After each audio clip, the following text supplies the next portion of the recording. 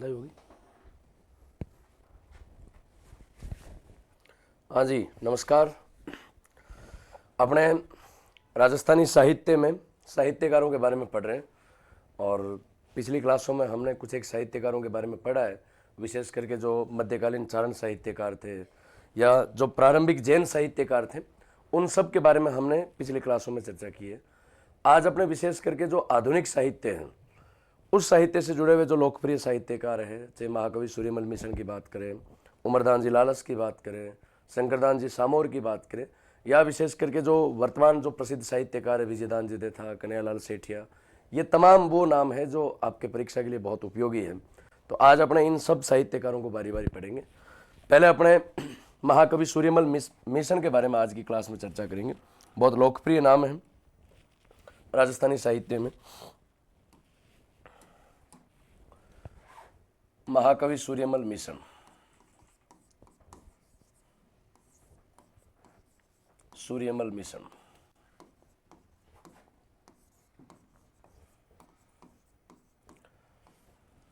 अपने राजस्थान के राज्य कवि का दर्जा दिया गया है महाकवि सूर्यमल मिशन को। तो एक तो इनका जीवन परिचय भी ध्यान रखना आपको, व्यक्तित्व के रूप में भी इनके बारे में पूछा जाता है, जन्म स्थान पूछ लेते हैं, इनकी रचनाएं किस बोली में ये पूछा जा सकता है, या किन के आश्रित कवि थे, दरबारी कवि थे, इन तमाम चीज़ों के बारे में भी पूछा जाता है। तो अपने राजस्थान के राज्य कवि हैं, तो पहले तो इनका जीवन परिचय आपको ध्यान रखना है। महाकवि सूर्यमल मिशन जो है, इनकी जीवनी का आपको ज्ञान होना चाहिए। महाकवि सूर्यमल मिशन का जन्म हुआ था 1815 ईस्वी में बूंदी जिले के हरना गांव में।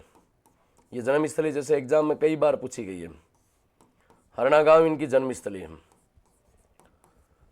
हरना गांव में जो बूंदी जिले में है, यहाँ पे सूर्यमल मिशन का जन्म हुआ था। इनके पिता का नाम है चंडीदान चारण, पिता का नाम है चंडीदान चारण।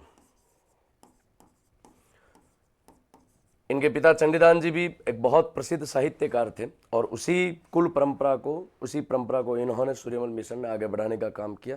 और राजस्थान ही नहीं, समुच्चय भारत में एक महान साहित्यकार के रूप में महाकवि सूर्यमल मिशन को हम याद करते हैं। इनके पिता चंडीदान जी की भी बहुत प्रसिद्ध रचना है वंश भरण। जैसे सूर्यमल मिशन के बारे में अपने पढ़ते हैं कि वंश भास्कर इनका बहुत लोकप्रिय महाकाव्य है, वैसे इनके पिता चंडीदान जी की भी एक रचना है वंश भरण। तो इनके पिता का नाम है चंडीदान, माता का नाम है भवानी बाई, माता का नाम है भवानी बाई। इनका वास्तविक नाम है सूरजमल, साहित्य में इनको अपने कहते हैं सूर्यमल मिशन, वैसे इनका वास्तविक नाम आपको ध्यान रखना है सूरजमल है, ये इनका वास्तविक नाम है। एक तो प्रश्न ये आता है कि सूर्यमल मिशन किन के दरबारी कवि थे, तो बूंदी के राजा राम सिंह हाड़ा के दरबारी कवि थे। बूंदी शासक राम सिंह हाड़ा के दरबारी कवि, बूंदी नरेश राम सिंह हाड़ा के दरबारी कवि थे महाकवि सूर्यमल मिशन,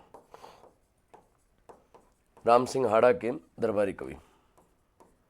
ये जैसे कई बार पूछा गया है सूर्यमल मिशन किन के दरबारी कवि थे, तो बूंदी नरेश राम सिंह हाड़ा के दरबारी कवि थे सूर्यमल मिशन। एक जैसे कई बार ये पूछा जाता है कि इनकी रचनाओं में किस बोली का प्रयोग हुआ, तो अपने कोटा बूंदी 12 झालावाड़ में हाड़ोती बोली जाती है, जो ढूंढाड़ी की एक तरह से उपबोली है। महाकवि सूर्यमल मिशन के साहित्य में विशेष करके इनका जो वंश भास्कर है, जो एक बहुत ऐतिहासिक महाकाव्य, उसमें हाड़ोती बोली का प्रयोग हुआ है। तो इनकी रचनाएं जो है उनमें हाड़ोती बोली का प्रयोग हुआ है, रचनाओं में हाड़ोती बोली का प्रयोग हुआ है, हाड़ोती बोली का प्रयोग। सूर्यमल मिशन के साहित्य में हाड़ोती बोली का प्रयोग हुआ है, आपको ध्यान रखना है। राजस्थान के राज्य कवि हैं, तो राजस्थान के राज्य कवि का दर्जा महाकवि सूर्यमल मिशन को दिया गया है। 1857 की क्रांति के कवि हैं और सूर्यमल मिशन तो वो व्यक्तित्व है जिन्होंने क्रांति के कई वर्षों पहले इन्होंने अपनी किताब वीर सतसई में ऐसा लिख दिया था कि इस तिथि को राजस्थान में एक बड़ी हलचल होगी, क्रांति होगी, और बाकायदा इनकी जो तिथि वो बताई गई थी, उसी तिथि को राजस्थान में क्रांति की शुरुआत हुई। जैसे एग्जाम में प्रश्न भी पूछा जाता है, इन्होंने क्रांति के कई वर्षों पहले अपनी वीर सतसई में ये कहा था कि विकम वर्षा बीतियार गुण चो चंद गुणीस, विषहर तिथि गुरु जेठ बदी, समय पलटी शीस। और इसी दिन क्रांति की शुरुआत हुई थी। इस दोहे का अर्थ है विकम वर्षा बीतियां, कि विक्रमी संवत में इतने समय बीतने के बाद, कब, विकम वर्षा बीतियार गुण चो चंद गुनीस, ये एक तरह से वाम गणना के आधार पे इन्होंने बताया है। गुण चो चंद गुनीस, गुनीस मतलब 19, चौ मतलब 4, चंद मतलब 1, मतलब विक्रम संवत 1914। विषहर तिथि, विषहर कहते हैं पंचमी को, वैसे नाग पंचमी को कहते हैं, पर यहाँ जेठ की पंचमी है।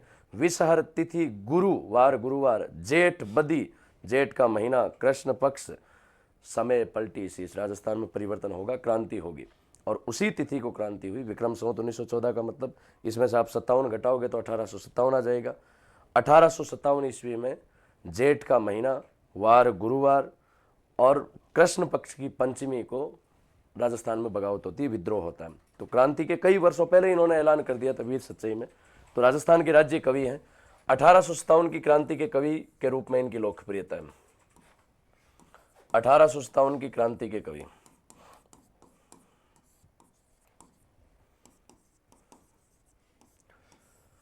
सूर्यमल मिशन जो है 1857 की क्रांति के कवि माने जाते हैं। वीर रस के साहित्यकार, इनकी वीर सच्चाई तो बहुत लोकप्रिय रचना है जिससे इनको सर्वाधिक एक तरह से ख्याति प्राप्त हुई थी। तो वीर रस के कवि होने के कारण इनको कहते हैं वीर रसावतार। महाकवि सूर्यमल मिशन को वीर रसावतार कहा जाता है, ये इनका उपनाम है। वीर रसावतार के नाम से लोकप्रिय कोई कवि है तो महाकवि सूर्यमल मिशन है। एक आपको ध्यान रखना है, सूर्यमल मिशन जो है इनके जीवन पे डाक टिकट भी जारी हुआ है। तो वीर रसावतार, इसके अलावा ये वो कवि है जिन्होंने हमेशा सामाजिक कुरीतियों के विरुद्ध लिखने का काम किया। तो पुनर्जागरण के कवि भी माने जाते हैं। पुनर्जागरण के, राजपूताना में पुनर्जागरण के पुरोधा कवि माने जाते हैं, जिन्होंने अपनी रचनाओं में सामाजिक कुरीतियों के विरुद्ध लिखने का काम किया था। तो राजपूताना में पुनर्जागरण के पुरोधा कवि, पुनर्जागरण के पुरोधा कवि महाकवि सूर्यमल मिशन है। पुनर्जागरण के पहले कवि का कोई दर्जा दिया गया है तो महाकवि सूर्यमल मिशन को दिया गया है। 1990 में इनके जीवन पर 2 रुपए का डाक टिकट भी जारी हुआ था। भारत सरकार ने सूर्यमल मिशन के जीवन पे 2 रुपए का डाक टिकट जारी किया था 1990 में। तो ये इनका जीवन परिचय आपको पूरा ध्यान रखना है। जीवन परिचय मैंने इसलिए लिखा है क्योंकि अपने राजस्थान के राज्य कवि हैं, इसलिए इनके बारे में सारी बातें ही विशेष करके व्यक्तित्व के रूप में इनके बारे में सारी चीज़ें पूछी जाती हैं। तो ये सारी चीज़ें आपको ध्यान रखनी है। अब महाकवि सूर्यमल मिशन की प्रमुख रचनाएं कौन कौन सी हैं? तो इनकी रचनाओं में 2 नाम तो ऐसे हैं जो आरपीएससी अधीनस्थ बोर्ड के हर पेपर में पूछे हुए हैं। ऐसा कोई पेपर ही नहीं जिसमें ये क्वेश्चन नहीं पूछे गए हो कि वंश भास्कर किसने लिखा या वीर सच्चाई किसने लिखा। तो ये 2 तो वो रचना है जो आपने याद रखनी। इसके अलावा अपने रीट का पेपर जैसे हैं तो रीट में इनकी बाकी की रचनाएं भी पूछी जा सकती हैं। तो इनकी सारी रचनाएं अपने बारी बारी पढ़ लेते हैं। महाकवि सूर्यमल मिशन का सबसे बड़ा जो महाकाव्य है वो है वंश भास्कर।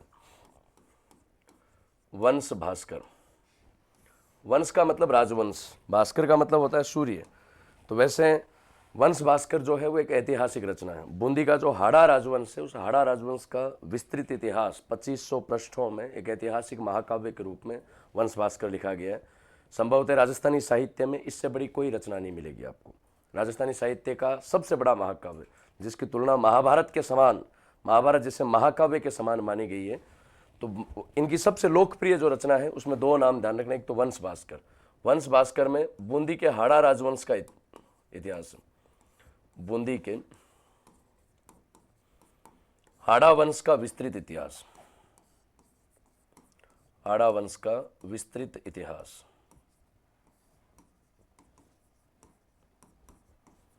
2500 पृष्ठों का यह ऐतिहासिक महाकाव्य है। 2500 पृष्ठों का ऐतिहासिक महाकाव्य है। राजस्थानी साहित्य में इसकी ग्रंथ की तुलना एक तरह से महाभारत जैसे महाकाव्य से की जाती है। इस ग्रंथ को पूरा किया था सूर्यमल मिशन के दत्तक पुत्र मुरारीदान। जैसे अपने पृथ्वीराज रासो में पढ़ते कि पृथ्वीराज रासो चंद्रबरदाई ने लिखा, पर इसको कंप्लीट किया चंद्रबरदाई के बेटे जलहण ने। चंद्रबरदाई ने तो लिखा है कि जलहण हाथ दे चली गोरी नृप काज। जलहण के हाथों वो ग्रंथ सौंप करके खुद मोहम्मद गौरी के पास में चले जाते हैं अपने राजा से मिलने के लिए। तो वैसे ही इस किताब को, वंश भास्कर को पूरा किया था इनके दत्तक पुत्र मुरारीदान। इनके गोद लिए हुए पुत्र थे मुरारीदान। वैसे इनकी संतान नहीं थी। मुरारीदान ने इस ग्रंथ को पूरा किया था। इस ग्रंथ को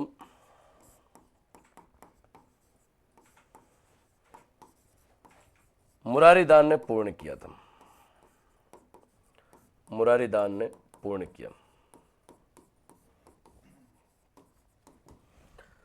राजस्थानी साहित्य का सबसे बड़ा महाकाव्य है। राजस्थानी साहित्य का सबसे बड़ा महाकाव्य। तो राजस्थानी साहित्य का सबसे बड़ा महाकाव्य जो है ये महाकवि सूर्यमल मिशन का वंश भास्कर, जिसमें बूंदी के हाड़ा वंश का विस्तृत इतिहास इन्होंने लिखा है। इस ग्रंथ की तुलना महाभारत के समान की गई। जिस प्रकार भारतीय साहित्य में महाभारत सबसे बड़ा महाकाव्य है, ठीक वैसे राजस्थानी साहित्य का महाभारत कोई माना जाता है तो वो वंश भास्कर माना जाता है।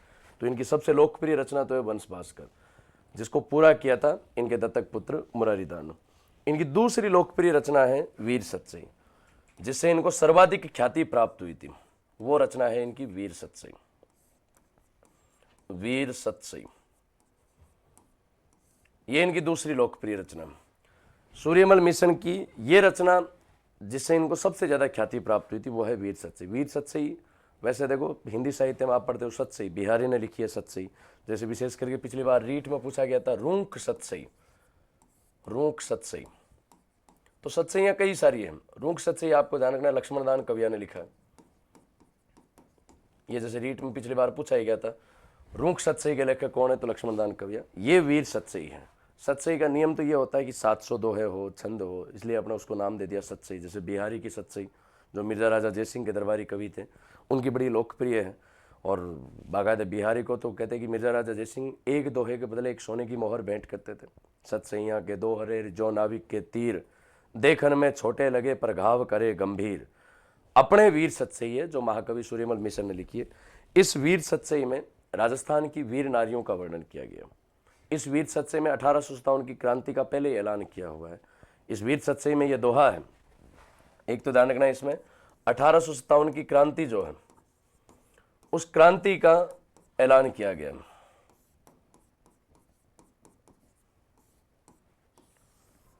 इसमें क्रांति के कई वर्ष पहले यह ऐलान कर दिया था और इन्होंने जो तिथि बताई है उसी तिथि को 1857 की क्रांति शुरू हुई थी। जैसे इन्होंने कहा था कि विकम वर्षा बीतियम, विकम वर्षा बीतियम, वर्षा बीतियम, गुण चो चंद गुणीस। ये इस वीर सतसई का एक दोहा है, गुण चो चंद गुणीस। विषहर तिथि, विषहर तिथि गुरु जेठ बदी, समय पलटी शीस। विषहर तिथि गुरु जेठ बदी, समय पलटी शीस, समय पलटी शीस। ये महाकवि सूर्यमल मिशन ने अपनी पुस्तक में क्रांति के बारे में ऐलान किया था। अब इस दोहे का अर्थ आप देखिए, विकम वर्षा बीतिया, विकम का मतलब विक्रमी संवत, ठीक है।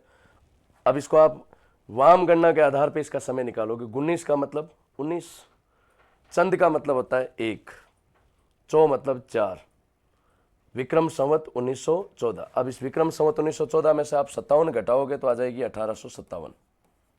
कौन सा साल आ जाएगा? अंग्रेजी कैलेंडर या ईस्वी सन आ जाएगी 1857।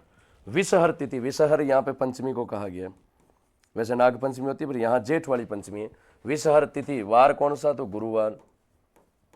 जेठ महीना ज्येष्ठ, बदी मतलब कृष्ण पक्ष, यानी विक्रम संवत 1914 या 1857 ईस्वी, पंचमी, वार गुरुवार, कृष्ण पक्ष की जेठ को समय पलटी से मतलब क्रांति शुरू होगी। और इसी तिथि को राजस्थान में क्रांति की शुरुआत हुई थी। तो क्रांति का कई वर्षों पहले इन्होंने ऐलान कर दिया था इस किताब में। तो वीर सतसई में 1857 की क्रांति का उल्लेख किया गया। राजस्थान की वीर नारियों का वर्णन किया गया।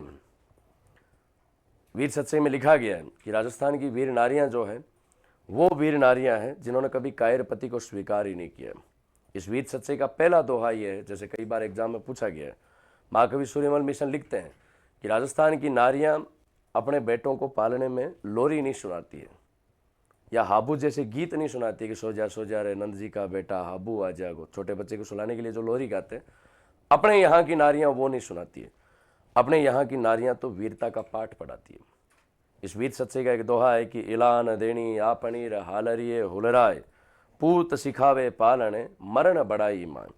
इलान देनी आपनी, माँ अपने बेटे को जब पालने में झूले झुलाती है तो कहती है कि ये जमीन, इला कहते हैं धरती को, ये धरती कभी भी दुश्मन के पास नहीं जानी चाहिए। इलान देनी आपनी हालरिये हुलराय, पूत सिखावे पालने। इस प्रकार की शिक्षा माँ अपने बेटे को पालने में दे देती है।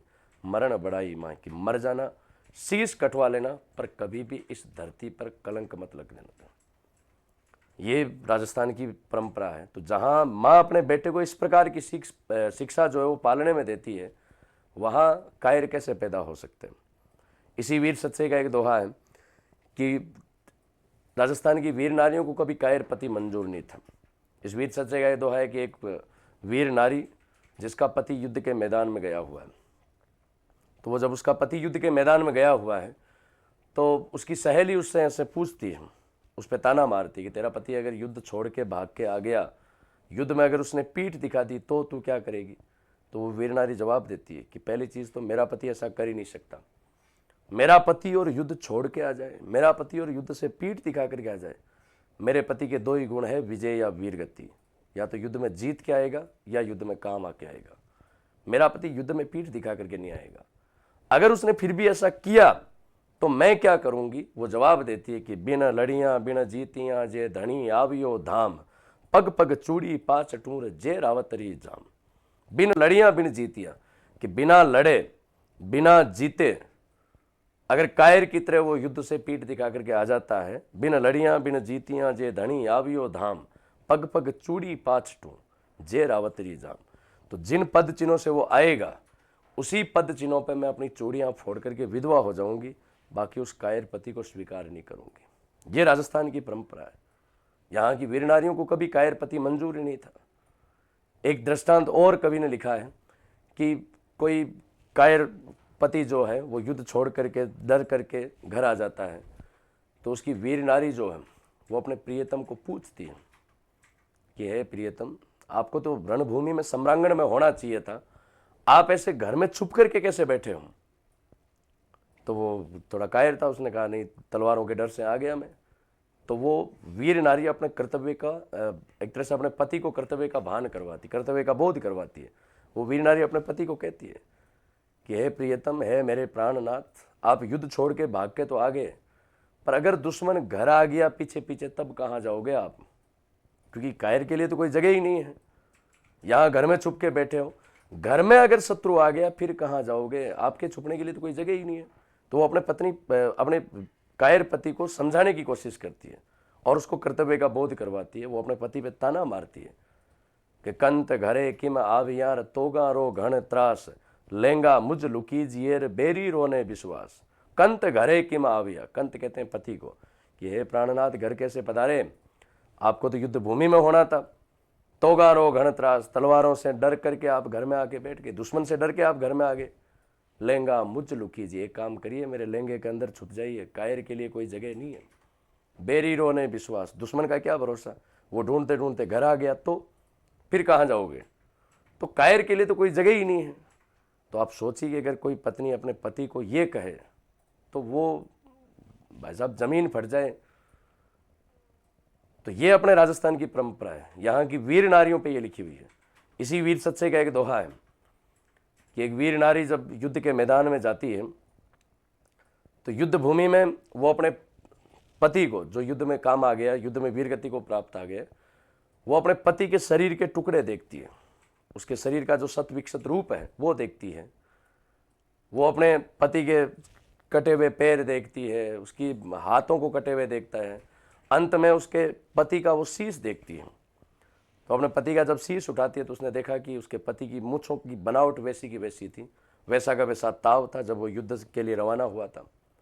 तो उस मूंछों के ताव को और बनावट को देख करके बड़ा अभिमान करती है वो, और वो अपनी सहेली को कहती है कि इस मूंछों की ताव और बनावट से मैं कह सकती हूँ कि मेरे पति ने युद्ध में बड़ी वीरता दिखाई है, उसने कायरता नहीं दिखाई है, सामी छाती लड़ने का काम किया है। वरना अगर उसने कायरता दिखाई होती तो मूंछों की बनावट वैसी नहीं रहती, मूंछों पे ताव वैसा नहीं रहता। तो वो अपनी सहेली को कहती है कि धड़ धरती पग पागड़े रे गीधा आंत गटक, तो ही ना छोड़ी कंथड़ोर मुछा तणी मटक। धड़ धरती पग पागड़े, कि मेरे प्रियतम की धड़ तो धरती पे गिरी हुई है, पग पागड़े, पैर जो है वो घोड़ों के पागड़ों में फंसे हुए। धड़ धरती पग पागड़े रे गीधा आंत गटक, और इसकी आंतें जो है वो बाहर निकली हुई है, बालों के घाव इतने हो रखे हैं और इन आंतों को गिद्ध नोच रहे हैं। इतना होने के बावजूद भी, इतना सत विकसित होने के बावजूद, तो ही ना छोड़ी कंथड़ो, फिर भी मेरे पति ने तो ही ना छोड़ी कंथड़ और मूछा तनी मटक। फिर भी मेरे पति ने मूछों का ताव वैसा का वैसा रखा है। इसका अर्थ उसने कायरता नहीं दिखाई है, उसने बड़ी वीरता के साथ में युद्ध में दुश्मन से लोहा लिया है। तो ये राजस्थान है। इस राजस्थान की वीर नारियों का वर्णन, यहाँ की वीर माता का, वीर बहन का, वीर पत्नी का वर्णन महाकवि सूर्यमल मिशन ने इस किताब में किया। तो वीर सतसई जो है ये राजस्थान की वीर नारियों पे लिखी हुई रचना है, राजस्थान की वीरता पे लिखी हुई रचना है। इसमें टोटल 288 दोहे, 700 दोहे नहीं है। वीर सतसई में दोहों की संख्या कितनी है तो आपको ध्यान रखना है, 288। वीर सतसई का सबसे प्रसिद्ध जो दोहा है वो है इलान देणी आपणी। ये एग्जाम में कई बार पूछा गया है, इलान देणी आपणी, जो अपने राजस्थान में बहुत लोकप्रिय है। इलान देणी आपणी हालरिये हुलराय, हालरिये हुलराय।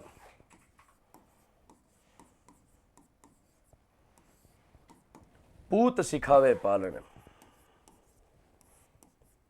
पूत सिखावे पालन, मरण बड़ाई मान,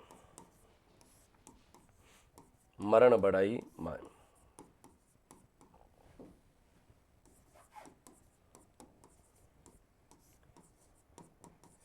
तो वीर सतसई सूर्यमल मिशन की सबसे कालजयी रचना है। इसके अलावा वीर सतसई के अलावा अन्य रचनाएं जो हैं वो भी अपने ध्यान रखनी है साथ साथ। महाकवि सूर्यमल मिशन की अन्य प्रसिद्ध रचनाएं कौन कौन सी है, तो अन्य रचनाओं में दो तो लोकप्रिय है ही, साथ अपने याद रखनी है। इसके अलावा इनकी अन्य रचनाओं में एक आपको ध्यान रखना है, राम रंजाट। राम रंजाट तो सूर्यमल मिशन के बारे में ऐसा कहते हैं कि इन्होंने अपने बाल्यकाल में मात्र 10 साल की उम्र में बूंदी के नरेश राम सिंह पे लिख दी थी ये रचना। आप सोचिए इनकी विद्वता कितनी जोरदार रही होगी कि मात्र 10 साल की उम्र में राम सिंह जी की एक तरह से उनकी वैभव पर, उनकी तीज की सवारियों पर, है ना, उनके एक तरह से दशहरा उत्सव का, इन सब का वर्णन इस किताब में इन्होंने किया है। राम रंजाट में उनके विवाह का वर्णन किया है। तो बूंदी नरेश राम सिंह पे लिखी हुई है राम रंजाट। एक इनकी रचना है छंदमयुक, छंदमयुक। एक पुस्तक है धातु रूपावली, ये इनकी अन्य रचनाएं हैं, धातु रूपावली। एक इनकी रचना है बलवंत विलास, बलवंत विलास। बलवंत विलास जो है इसमें बिनाय के ठाकुर है बलवंत सिंह, बिनाय के राजा बलवंत सिंह की वीरता पे लिखी हुई है। और एक इनकी रचना है सती रासो। बिनाय के ठाकुर बलवंत सिंह की रानी जब सती हुई तो उसी सती पे लिखी हुई रचना है सती रासो। हालांकि सती रासो इनकी अप्रकाशित रचना है, इसका प्रकाशन नहीं हुआ था, ये इनकी अप्रकाशित रचना है। पर आपको ध्यान रखना है कि भाई सती रासो सूर्यमल मिशन की एक रचना है, इसका प्रकाशन नहीं किया गया था। तो ये सारी रचनाएं जो है बलवंत विलास में बिनाय के ठाकुर बलवंत सिंह की वीरता है, और बलवंत सिंह की पत्नी जब उनके साथ में सती होती है तो उसी पे ये सती रासो इन्होंने लिखा था। तो ये सारी रचनाएं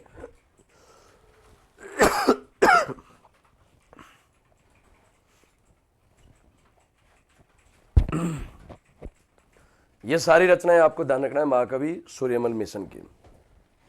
महाकवि सूर्यमल मिशन के बाद में साहित्यकारों में अगला नाम है आपके उमरदान लालस, उमरदान लालस।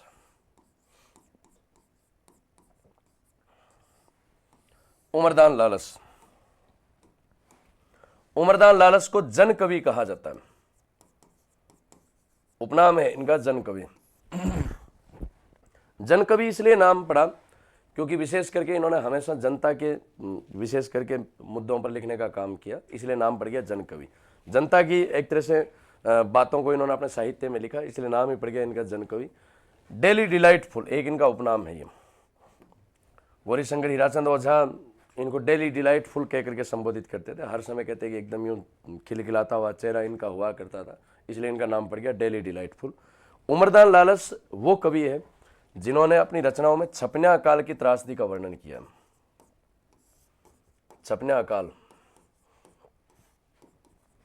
वो कवि जिन्होंने छपन्या अकाल की त्रासदी का वर्णन किया है तो वो कवि उमरदान लालस है। छपन्या अकाल कब पड़ा था तो विक्रम संवत 1956 में। विक्रम संवत 1956 का मतलब है, इसमें से 57 घटाओगे तो अंग्रेजी कैलेंडर के अनुसार 1899 ईस्वी। मारवाड़ में अकाल के लिए कहते हैं कि तीजो कुरियों और आठवों काल। कुरियों कहते हैं अर्ध अकाल को, कि मारवाड़ में हर 3 साल से तो आधा काल पड़ता है और हर 8वें साल भयंकर अकाल पड़ता है। आप गाँव में सुनोगे तो 44वां काल, 56वां काल, 33वां काल, ये वो अकाल है जिसमें लाखों लोग भूख से मारे गए थे। और 56वां काल तो वो एक नासूर है जिसको मारवाड़ के लोग आज भी याद करते हैं। इतनी भयंकर दुर्दशा हुई थी, लोगों ने कहते कि खेजड़ी की छाल खा खा करके अपने एक तरह से जीने का काम किया था। हाँ, ये स्थिति हो, छोड़ा जिनको अपने बोलते हैं, खेजड़ी के छोटे पीस पीस करके एक तरह से जीवन बसर का काम किया था। 56वां काल के बारे में तो आज भी कहते हैं कि 56वां रे भूल मत आजे पाछो। मारवाड़ में तो कहते हैं कि 56वां काल वो काल था कि लोग गांव खाली खाली करके चले गए थे, कोई मालवा चले गए, कोई सिंध चले गए। आज रेगिस्तान में जनसंख्या इतनी कम होने का एक कारण ये भी है। उस समय कहते हैं कि यह हालत थी कि लोग सोने चांदी के आभूषण अपने कमर पे बांध के घूमते थे, उसके बदले उनको कोई 2 टाइम की रोटी तक नहीं देते थे। मतलब सोना सस्ता था, बाजरा महंगा था। और विशेष करके अकाल के लिए तो कहा जाता है, मारवाड़ में अगर आपको अकाल देखना है तो इन क्षेत्रों में चले जाओ, अकाल आपको देखने को मिलेगी। अकाल के विस्तार के लिए एक दोहा है कि पग पुंगल धड़ कोटड़ेर बाहु बाढ़ मेर, जेला दे जोधपुर में ठाओ जैसलमेर। पग पुंगल धड़ कोटड़े, अकाल के पैर पुंगल में मिलेंगे। पग पुंगल धड़ कोटड़ेर बाहु बाढ़ मेर, जेला दे जोधपुर में ठाओ जैसलमेर। कि अकाल की पैर जो है पद चिन्ह जो पुंगल में, पुंगल बीकानेर में। पग पुंगल धड़ कोटड़े, अकाल की धड़ कोटड़ा में मिलेगी। बाहु बाड़मेर, कोटड़ा बाड़मेर में। बाहु बाड़मेर, अकाल की विशाल भुजाएं बाड़मेर में मिलेगी। जेलाधे जोधपुर में, या तो आपको पूरा अकाल जोधपुर में मिल जाएगा, नहीं तो ठाओ जैसलमेर। जैसलमेर में तो कोई रोकने वाला ही नहीं। तो 56वें अकाल में जो एक तरह से मौतें हुई थी, 56वें अकाल की जो त्रासदी है, उसका वर्णन उमरदान जी लालच ने किया। इन्होंने अधिकतर जो रचनाएं लिखी है वो नशे के विरुद्ध लिखी है। एक तो इनकी रचना है दारूरा दोष। दारू के क्या क्या दोष हैं? दारूरा दोष, फायदे नहीं, नुकसान क्या क्या है दारू के हैं? दारू मीठी दाखरीर, सूरा मीठो शिकार, सेजा मीठी कामणी तो रण मीठी तलवार, के तो दारू मेड़ तेर के दारू अजमेर। ये तो दारू की प्रशंसा है राजस्थानी गीतों में। इन्होंने ये बताया कि दारू के नुकसान क्या क्या। दारू के खूब नुकसान है, तो दारू के अवगुण, दारू के नुकसान पे इन्होंने लिखी है दारूरा दोष। दूसरी इनकी रचना है अमलरा ओगण। अमलरा ओगण, मारवाड़ में अफीम को अमल कहते हैं। तो अफीम मारवाड़ में जैसे रियाण की परंपरा होती है, कोई भी अवसर होता है तो अफीम की जो मान मनवार होती है, जैसे अपने चाय की मान मनवार होती है, मरुस्थलीय क्षेत्र में आप देखोगे तो अफीम की मान मनवार होती है। अफीम की उस मान मनवार को रियाण कहा जाता है। इन्होंने अफीम का क्या क्या नुकसान है उस पर लिखी है अमलरा ओगण। एक इनकी रचना है तंबाकुरी ताड़ना। तंबाकुरी ताड़ना, इसमें इन्होंने ये कहा है कि तंबाकू इतनी बुरी चीज़ है कि अगर भेड़ के सामने तंबाकू रख देना तो भेड़ तंबाकू नहीं खाती है। तो जो चीज़ भेड़ नहीं खाती है उसको कौन खा रहा है? इंसान खा रहा है। इससे ज़्यादा क्या दुर्गति हो सकती है? दाने दाने में केसर का दम है, बोलो जुबां केसरी। तो जो चीज़ जानवर नहीं खाता है उस चीज़ को इंसान खाता है। ये इससे ज़्यादा और क्या दुर्गति हो सकती है? तो तंबाकुरी ताड़ना इनकी एक रचना है। इसके अलावा इनकी एक रचना है खोटे संतरो खुलासो। खोटे संतरो खुलासो। भारत संतों की धरती रही है और वास्तव में यहाँ तो ऐसे संत हुए कि जिन्होंने अपने प्रवचनों से, जिन्होंने अपने दीक्षा से लोगों की काया पलट की है, लोगों के उद्धार के काम किए। पर आज के समय ऐसे पाखंडी संत भी खूब हो गए जो धर्म का चोला ओढ़ करके पाखंड का काम करते हैं। उन पाखंडी संतों का इन्होंने पर्दाफाश किया। उन पाखंडी संतों पे इन्होंने कटाक्ष किया है कि जो झूठे संत है, पाखंडी जो संत है, जो धर्म को बदनाम कर रहे हैं, उनकी ये हकीकत है। इनका एक दोहा है कि आज के संत जो खोटे संत है, आज के जो पाखंडी संत है, उनकी क्या स्थिति है। उन पर इन्होंने लिखा है कि सांडा जिसा सादड़ार भांडा जिसा भेस, रांडा में रोता फिरेर लाज ना आवे लेस। ये आज के संतों की इन्होंने हकीकत बयां की है। तो खोटे संतरो खुलासो इनकी एक रचना है। इसके अलावा इन्होंने एक रचना लिखी है छपन्यारो छंद। छपन्यारो छंद, इस छपन्यारो छंद में इन्होंने एक तरह से छपन्या काल की जो त्रासदी हुई उसका वर्णन किया है। तो ये सारी रचनाएं जो है वो उमरदान लालस की है। उमरदान लालस के बाद में अगले कवि है आपके शंकरदान सामोर। शंकरदान सामोर, शंकरदान सामोर चूरू जिले के सुजानगढ़ के पास एक गांव है बोबासर। ये शंकरदान जी सामोर की जन्मस्थली है। शंकरदान सामोर महाकवि सूर्यमल मिशन की भांति क्रांति के समय के लोकप्रिय कवि हैं। और ये तो वो कवि हैं जिन्होंने हमेशा अपनी रचनाओं में क्रांतिकारियों को मोटिवेट करने का काम किया, क्रांतिकारियों को प्रोत्साहित करने का काम किया, और देश के जो गद्दार थे उनको एक तरह से उनको एक तरह से सबक सिखाने का काम किया।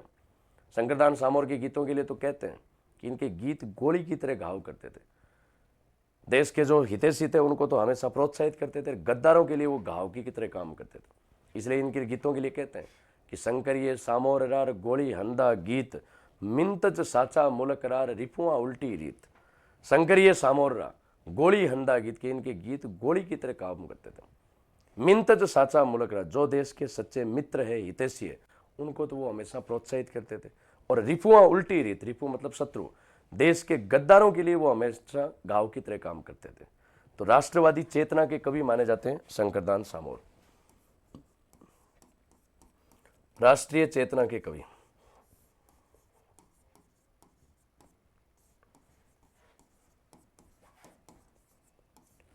राष्ट्रीय चेतना के कवि माने जाते हैं। इनके गीतों के लिए कहा भी जाता है कि इन्होंने अपने गीतों से, छंदों से एक तरह से लोगों को जगाने का काम किया। और विशेष करके अपने क्रांतिकारी तात्या टोपे पढ़ते हो, क्रांति के समय तात्या टोपे की वीरता पर सबसे ज़्यादा अगर किसी ने लिखा तो वो शंकरदान सामोर है। तात्या टोपे की वीरता पे इन्होंने खूब फुटकर छंद लिखे हैं। इन्होंने लिखा कि तगड़ो लड़ियो तांतियो और हिंद थान रे हेत, जठे गयो जंग जीतियो और खटके बिन रणखेत। तगड़ो लड़ियो तांतियो, कि तात्या टोपे ने क्या बहादुरी की लड़ाइयाँ इस धरती के लिए लड़ी है। हिंद थान रे हेत, हिंद थान मतलब हिंदुस्तान, हेत मतलब प्रेम, कि उसको हिंदुस्तान से इतना राष्ट्र प्रेम था कि उसने खूब सारी लड़ाइयाँ इस मातृभूमि के लिए लड़ी है। जठे गयो जंग जीतियो, जहाँ पर भी गया युद्ध जीत के आया। खटके बिन रणखेत, तो तात्या टोपे की वीरता पे खूब सारा साहित्य शंकरदान सामोर ने लिखा है। राष्ट्रीय चेतना के कवि माने जाते हैं। इसीलिए कहा जाता है कि शंकरिये सामोर रार गोली हंदा गीत, मिंतज साचा मुलकरा रिपुआ उल्टी रीत। शंकरदान सामोर ने अपनी रचनाओं में अंग्रेजों को मुलकरा मीठा ठग कहकर संबोधित किया है। इन्होंने ये कहा कि ये जो फिरंगी है, ये जो गोरे हैं, ये इस देश के सबसे बड़े मीठे ठग है, जो धीरे धीरे इस देश को पूरा खोखला करके जा रहे हैं। तो अंग्रेजों को मुलकरा मीठा ठग कहकर के संबोधित किया है इन्होंने। अंग्रेजों को मुलकरा मीठा ठग, मुलकरा मीठा ठग। अंग्रेजों को मुलकरा मीठा ठग किसने कहा है, तो आपको ध्यान रखना है शंकरदान सामोर ने। अंग्रेजों के विरुद्ध एक गीत लिखा था, जैसे बांकीदास आसिया ने लिखा ना, आयो अंग्रेज मुल्क रे ऊपर आहस ली दो खेच उरा के धनिया, मरिया न दीदी धरती धनिया थका गई धरा। तो बांकीदास आसिया का गीत बड़ा लोकप्रिय हुआ। वैसे शंकरदान सामोर ने एक बहुत प्रसिद्ध गीत लिखा था, गीत अंग्रेजारी नीतरो। अंग्रेजों के छल कपट पे ये गीत लिखा था इन्होंने, गीत अंग्रेजारी नीतरो।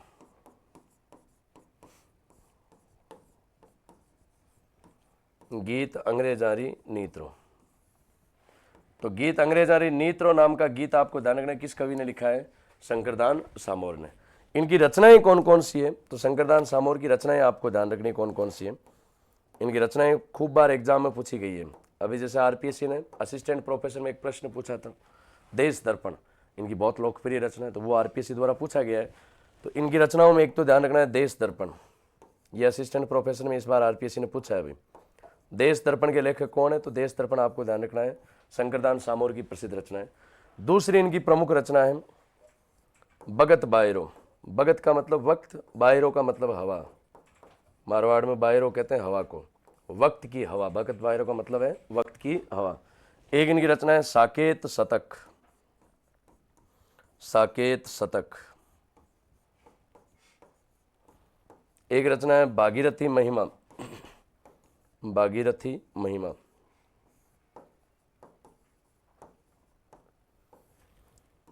एक रचना है सगति सुजस। सगति का मतलब शक्ति। ये चारणों की जो देवियां हैं, चारण जाति की जो कुल देवियां हैं, उन देवियों पर लिखी हुई रचना है सगति सुजस। तो ये सारी रचनाएं आपको ध्यान रखना है किस कवि की है, शंकरदान सामोर की। तो ये सारे क्वेश्चन ध्यान रखना है। एक तो इन्होंने अंग्रेजों को मुलकरा मीठा ठक्का है, गीत लिखा है इन्होंने गीत अंग्रेज आरी नीत्रो। इसके अलावा इनकी रचनाएं देश दर्पण, साकेत शतक, भगत बायरो, भागीरथी महिमा और शक्ति सुजस, ये सारी रचनाएं शंकरदान सामोर की। फिर शंकरदान सामोर के बाद में अगले कवि है अपने Keshavdas garden. Keshavdas garden, Keshavdas garden Shekhawati के एक कवि है, चूरू जिले के केशवदास गार्डन। सड़ू गांव में एक महान साहित्यकार शंकर आपके केशवदास जी गार्डन हुए हैं। केशवदास जी गार्डन की रचनाएं भी बहुत लोकप्रिय हैं। केशवदास जी गार्डन जोधपुर महाराजा गज सिंह के समकालीन थे, गज सिंह के समकालीन। एक तो इन्होंने जोधपुर महाराजा गज सिंह की वीरता पे इन्होंने रचना लिखी है गज गुण रूपक, बहुत लोकप्रिय इनकी रचना है गज गुण रूपक, जो जोधपुर महाराजा गज सिंह पे लिखी है इन्होंने, गज गुण रूपक। एक महाराजा गज सिंह के पुत्र अमर सिंह, जिनको कटार का धनी कहा जाता है ना, जो स्वाभिमान के प्रतीक माने जाते हैं, कटारी, अमरेश्वरी, है ना। तो अमर सिंह राठौड़ की वीरता के दोहे लिखे इन्होंने। अमर सिंह राठौड़ रा दूहा, नागौर के महान राजा अमर सिंह राठौड़, अमर सिंह राठौड़ रा दूहा।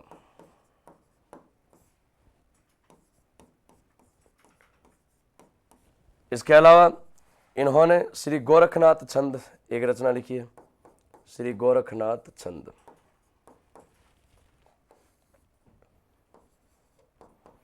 और एक इनकी रचना है निशानी विवेक वार्ता। ये उपनिषदों पे लिखी हुई टीका है एक तरह से, निशानी विवेक वार्ता। ये सारी रचनाएं आपको ध्यान रखना है किस कवि के द्वारा लिखी गई है, तो ये सारी रचनाएं केशवदास गार्डन के द्वारा लिखी गई है। गजगुण रूपक और अमर सिंह राठौड़ दोहा बहुत लोकप्रिय रचनाएं हैं, आपको ध्यान रखनी है। चलिए एक दो नाम साहित्यकारों में और पढ़ लेते हैं। अगले साहित्यकार है गार्डन पसाइत। गार्डन पसाइत, गार्डन चारणों की एक गोत्र है। जैसे आपने पढ़ा शिवदास गार्डन, अचलदास खिंचरी वचनी का, वैसे एक कवि है गार्डन पसाइत। राव जोधा के दरबारी कवि थे गार्डन पसाइत। जोधपुर महाराजा राव जोधा के दरबारी कवि, राव जोधा के दरबारी कवि। एक तो इन्होंने राव जोधा की वीरता पर और उनकी प्रशंसा में एक रचना लिखी है गुण जोधायन। राव जोधा पे तो एक रचना लिखी है इन्होंने, कौन सी, गुण जोधायन। इसके अलावा एक रचना इन्होंने राव जोधा के पिता रणमल राठौड़ पे लिखी है, गुण जोधायन। और दूसरी रचना जो इनकी है वो है राव ऋणमल रो रूपक। राव ऋणमल, ऋणमल यहाँ रणमल को कहा गया, राव ऋणमल रो रूपक। तो ये इन्होंने रणमल राठौड़ पे लिखी है। गुण जोधायन राव जोधा पे लिखी हुई है, और राव जोधा के पिता रणमल राठौड़ जो है उन पे इन्होंने लिखी है राव ऋणमल रो रूपक। तो गार्डन पसाइत की दोनों ही रचनाएं बहुत लोकप्रिय हैं। गार्डन पसाइत के बाद में अगले कवि है आपके पद्मनाभ। पद्मनाभ साहित्यकारों में अगला नाम है पद्मनाभ। जालोर के राजा अखेराज चौहान के दरबारी कवि थे ये, अखेराज चौहान के दरबारी कवि। जालोर के शासक अखेराज चौहान के दरबारी कवि, दरबारी कवि। पद्मनाभ की सबसे प्रसिद्ध जो रचना जो आरपीएससी के हर पेपर में पूछी हुई है वो है कानड़देव प्रबंध। जालोर के सोनगरा चौहान वंश के अंतिम राजा कानड़देव चौहान जो है, कानड़देव की वीरता पे इन्होंने कानड़देव प्रबंध लिखा है। इनकी प्रसिद्ध रचना आपको ध्यान रखना है कौन सी है, तो कानड़देव प्रबंध। कानड़देव प्रबंध जो है इसमें 1000 छंद हैं। छंदों की संख्या कितनी है, तो इसमें 1000 छंद है। जालोर के राजा कानड़देव चौहान और अलाउद्दीन खिलजी के बीच जो युद्ध हुआ, जिसको हम जालोर का साका कहते हैं, उसका वर्णन इन्होंने इस किताब में किया है।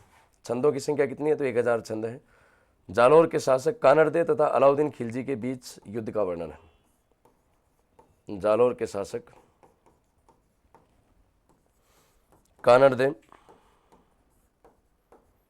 तथा अलाउद्दीन खिलजी के मध्य हुए युद्ध का वर्णन। जालोर का जो साका हुआ उसका उल्लेख इन्होंने इस किताब में किया। तो ये कई बार पूछी गई है। कानड़देव प्रबंध के लेखक कौन है? तो कानड़देव प्रबंध पद्मनाभ के द्वारा लिखी गई है। अखेराज चौहान जो जालोर के राजा थे उनके दरबारी कवि थे पद्मनाभ। चलिए, तो ये अपने आज कुछ एक साहित्यकारों के बारे में पढ़ा है। बाकी के जो साहित्यकार हैं वो अगली क्लास में पढ़ेंगे। धन्यवाद।